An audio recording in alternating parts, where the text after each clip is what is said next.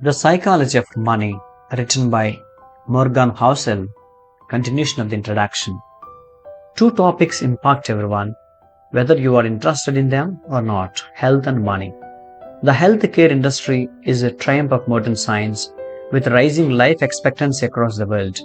Scientific discoveries have replaced doctors' old ideas about how the human body works, and virtually everyone is healthier because of it. The money industry, investing, personal finance, business planning, is another story. Finance has scooped up the smartest minds coming from top universities over the last 2 decades. Financial engineering was the most popular major in Princeton's School of Engineering a decade ago.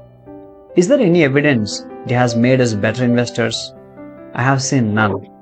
Through all collective trial and error, over the years, we learned how to become better farmers, skilled plumbers, and advanced chemists. But has trial and error taught us to become better with our personal finances? Are we less likely to bury ourselves in the debt?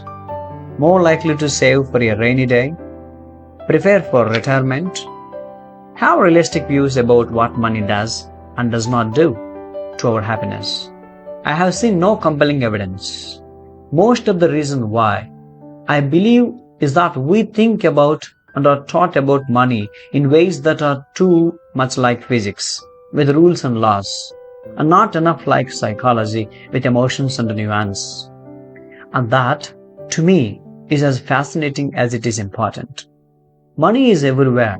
It affects all of us and confuses most of us. Everyone thinks about it a little differently.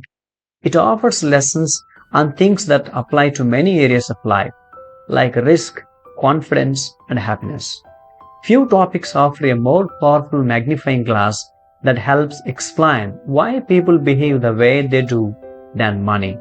It is one of the greatest shows on earth. My own appreciation for the psychology of money is shaped by more than a decade of writing on the topic. I began writing about finance in early 2008. It was the dawn of a financial crisis and the worst recession in 80 years. To write about what was happening, I wanted to figure out what was happening. But the first thing I learned after the financial crisis was that no one could accurately explain what happened, or why it happened, let alone what should be done about it.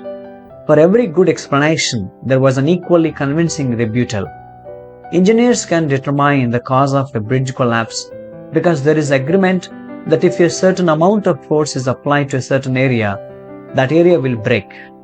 Physics is not controversial. It is guided by laws. Finance is different. It is guided by people's behaviors. And how I behave might make sense to me, but look crazy to you.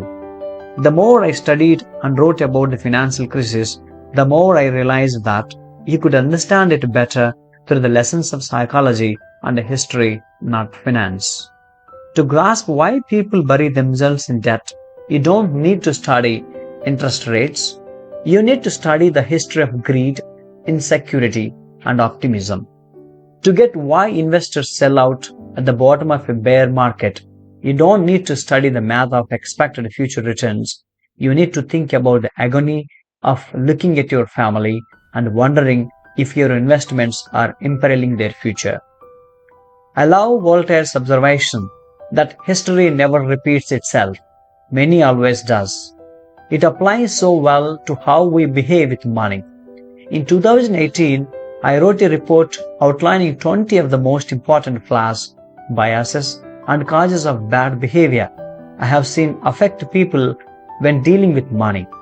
It was called The Psychology of Money, and over 1 million people have read it. This book is a deeper dive into the topic. Some short passages from the report appear unaltered in this book.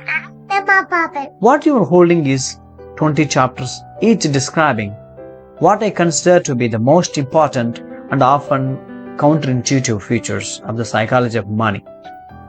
The chapters revolve around a common theme but exist on their own and can be read independently. It is not a long book. You are welcome. Most readers don't finish the books they begin because most single topics don't require 300 pages of explanation.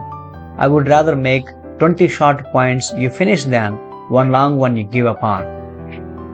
On we go. Chapter 1. No one is crazy.